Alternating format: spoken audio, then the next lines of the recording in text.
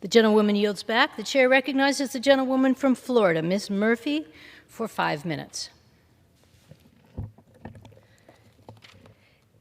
Thank you, Madam Speaker. The memorial service for former Vice President Walter Mondale was held last week. Unbeknownst to him, Mondale had a major impact on my life and on the lives of other refugees fleeing violence and oppression in Southeast Asia. The moral courage he displayed then should influence and inspire world leaders now as we confront a new refugee crisis spawned by Russia's invasion of Ukraine.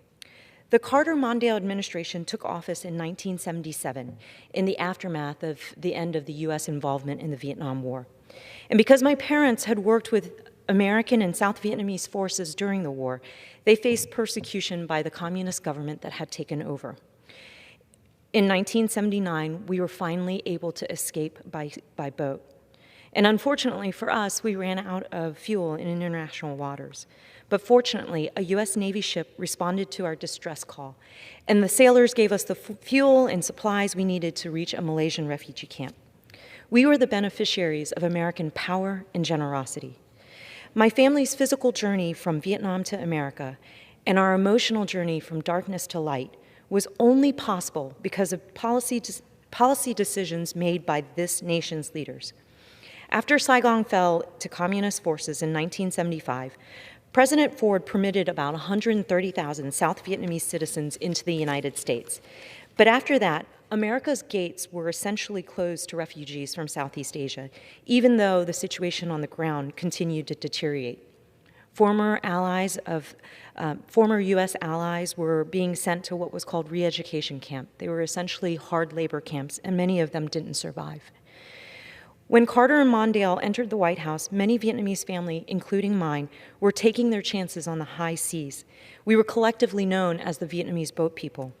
There was debate within the U.S. government about what to do. Some policymakers thought America had done enough.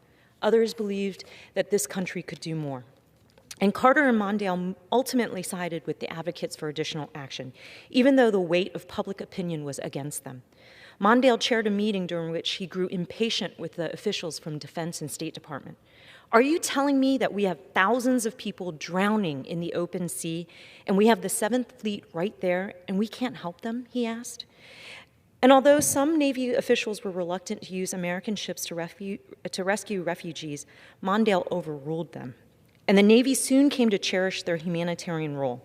As one ship commander involved in a rescue operation told Mondale, "I thought it would demoralize my sailors, but I was dead wrong. It's going to make a difference to the way those people think about America, because when their life was at risk, they saw this ship with an American flag come up and these young guys go down and pick them up.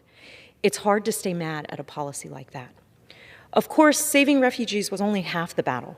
Refugees needed to find countries willing to accept them. And here again, Mondale led the country and the world. In July 1979, Carter sent Mondale to Geneva to address a UN conference, where Mondale delivered an eloquent and effective speech. He invoked the inadequate efforts taken by the international community to assist European Jews fleeing Nazi Germany. In that case, the consequences of inaction were the death camps. "Let us not reenact their error," he told the delegates. "Let us not be heirs to their shame. We face a world problem. Let us fashion a world solution. History will not forgive us if we fail. History will not forget us if we succeed." Mondale's speech prompted a standing ovation. More importantly, it prompted many nations to increase the number of refugees they accepted. The record is clear. The only reason my family and families like ours were given sanctuary and opportunity in America was because of leaders like Mondale, who chose to do what was morally right over what was politically popular. While history does not repeat itself, it does rhyme. And today, a new refugee crisis has emerged. Millions of families have fled Ukraine in the face of Russian savagery.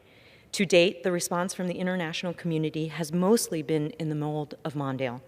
World leaders have spent political and financial capital to help fellow human beings.